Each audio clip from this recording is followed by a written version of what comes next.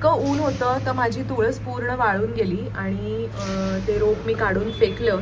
त्याच्यानंतर मी 2 महिने लिटरली वाट बघत होते की जुलैमध्ये पावसाळा जेव्हा सुरू झाला तेव्हा 2 दिवस मी ही कुंडी पावसामध्ये ठेवली.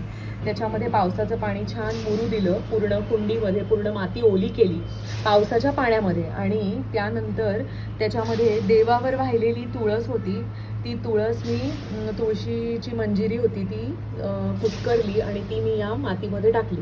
आणि 8च दिवसात असं छोटी छोटी छोटी छोटी रोपं आलेली आहेत. अजून समजत नाही आहे ही रोपं नक्की तुळशीचीच आहेत की कशाची दुसऱ्याची आहेत. 8च दिवसात त्याला छान असं पालवी फुटलेली आहे.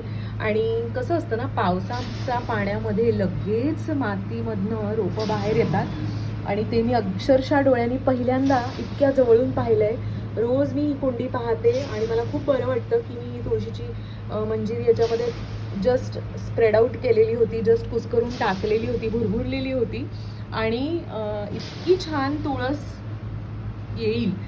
आता माहिती नाही नक्की ही तुळशीचीच रोपं आहेत छोटी छोटी की कुठली दुसरी रोपं आहेत, पण मला 90% गॅरंटी आहे की ही तुळशीचीच रोपं असणार आहेत.